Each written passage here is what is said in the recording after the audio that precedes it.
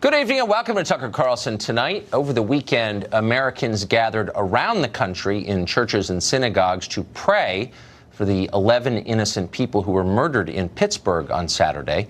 They bowed their heads. They asked God for healing.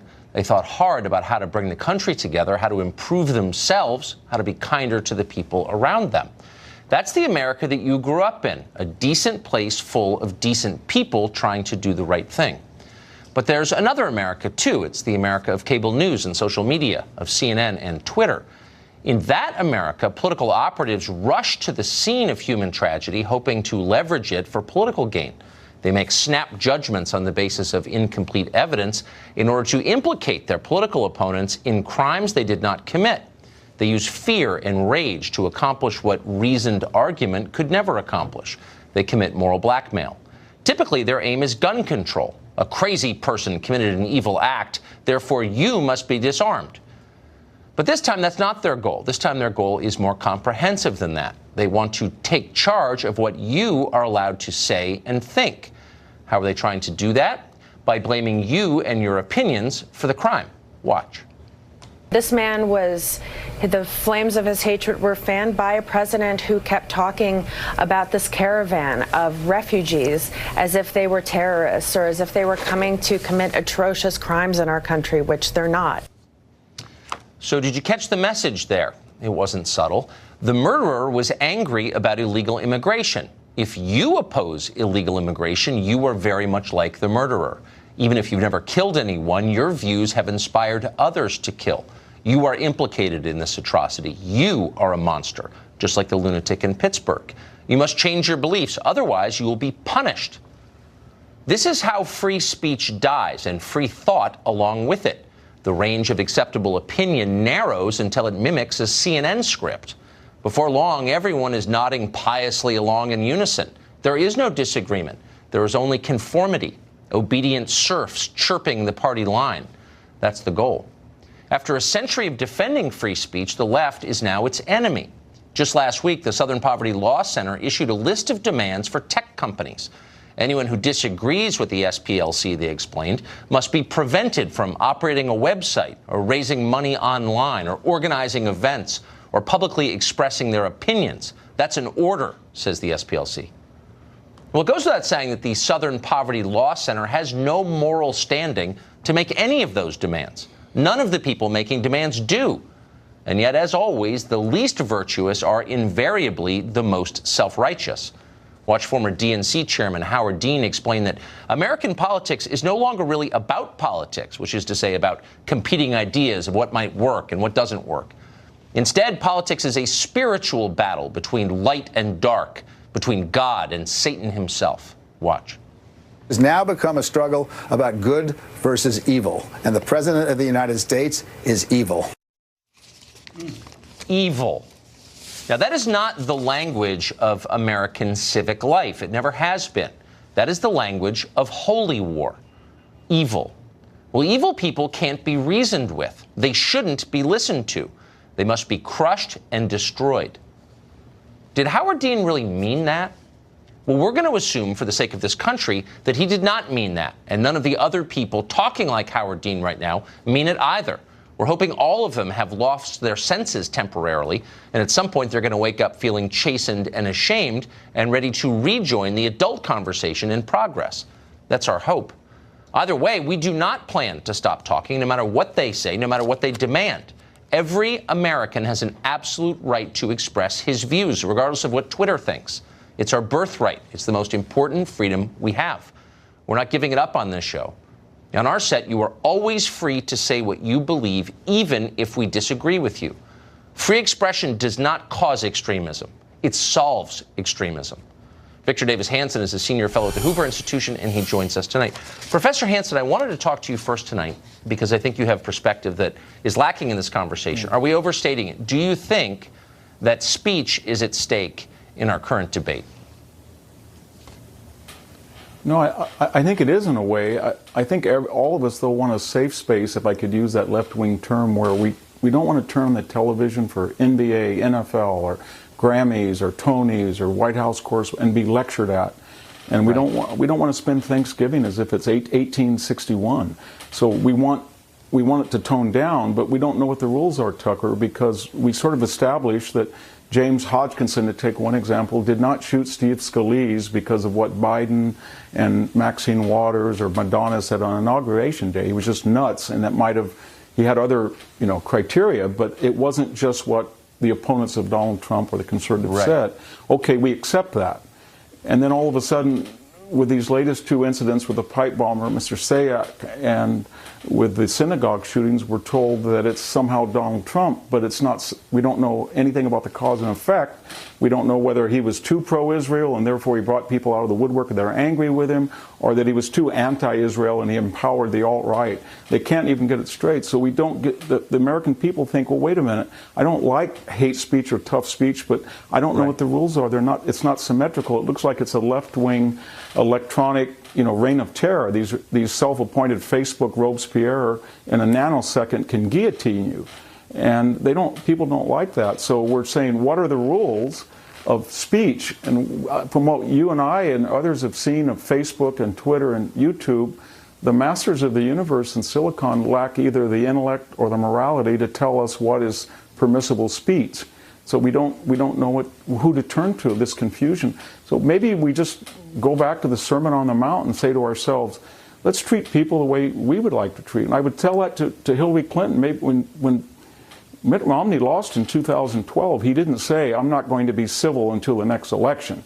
Or when George Bush quite graciously accepted that he was out of office in 2009, he didn't go around the country, as Obama is now, calling the President of the United States an inveterate liar.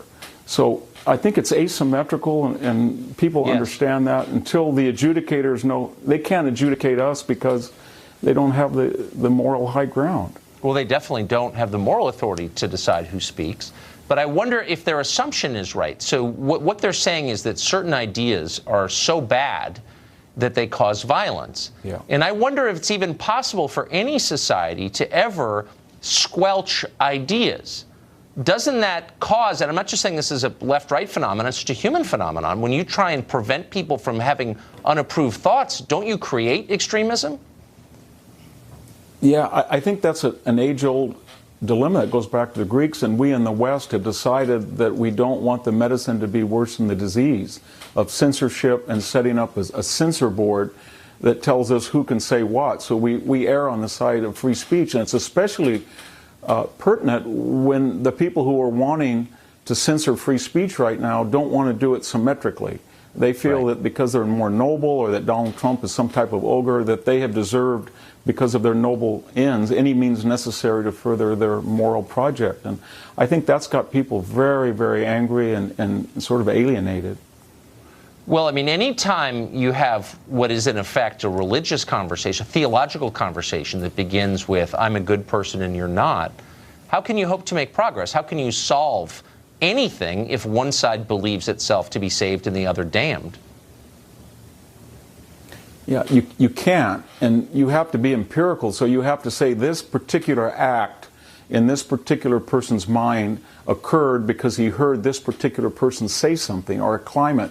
Nobody's been able to make that cause and effect, and in the absence of that, as I said, in a nanosecond, all these half-educated people get on at some of the clips you pay, and then they say, I accuse you of all this. And everybody's afraid. I mean, you and I are one, and you especially, are 1 nanosecond away, one slipped word from being your head electronically chopped off. Yep. And that's what we don't want. Every day I think that, but I think it's important, more important than it's ever been, to tell the truth and be honest. Thank you, Professor. It's great to see you. Well, you have to speak up against it. Yeah, absolutely. Yeah, I think it's important. Thank you. Robert Woodson is the president and the founder of the Woodson Center. He's the author of The Triumphs of Joseph, and he joins us tonight. Thank you very much for coming on, Mr. Woodson. You're one of the people we go to at a time like this. The obvious question is, what do we do? I don't think either side wants to see the level of political intensity and rage that we're seeing right now. What's the answer? We've been here before, during the 60s, during my era, when 4 little girls were blown to death, blew up in the church, and Emmett Till was killed. Yes. And we had the bombings of Dr. King's house, almost killing his wife and his child. Even in the presence of that, what stimulated solutions were the civil rights movement engaged in debate within itself. The movement, there was a lot of debate as to what is the way forward, and it caused a fracturing in that movement, but the fracturing caused SNCC and other organizations, but each one developed an agenda to change it. We did not demonize a political party. We didn't look for villains and victims. We came together around solutions. And that is but it was backed by a spirited debate. Debate is missing now. The issues today is the loneliness, the feeling of the lack of content and meaning in people's lives that's leading to suicide, yes, in record number, violence, isolation. And right now, for anyone to speak up to address that problem, they're being vilified, because you either have to declare yourself as being on one side of it or the other. But the answer, though, is to give the people suffering the problem their own voice. Right now, people on the political left and right, the extremes, presume to speak for whites on the right, and others who presume to speak for minorities on the right, on the left. I believe that whites in trailer parks have more in common with black and browns who are in these toxic communities. In my organization, the Woodson Center, we have 3,000 of these groups who come together and meet, and racial antagonism is never an issue. The problem is that the groups that we represent, they are not given a voice. The others, they're represented by people who really don't represent their real interest. Yes. And these are intellectuals, elites, who are getting to denigrating the values of this country, and those values of our founders may be used as political tools by both the left and the right. But for grassroots leaders who are struggling with drug addiction, loneliness, those principles and virtues are life enforcing. They are the ones, these values are the foundation of which transformation and redemption. Right. So what we need is to give the people who are experiencing the problem their own voice. There's no place in this country where a low-income white, black, Hispanic can come together and say to the country, these extremes do not speak for us. Right. The Woodson Center is trying to promote that kind of... And the people who claim to be our leaders weren't elected by us, and they're not our leaders. And our civil rights movement has morphed into a race grievance industry, and it's lost its moral authority. I wonder, since you were there for the civil rights movement, right in the middle of it, the last time this country felt like it was coming apart, as it does now, I wonder if that could have been peacefully resolved if social media had existed then. That's a good question, but I really think that the commitment of people there this was a movement of inclusion, not exclusion. Right.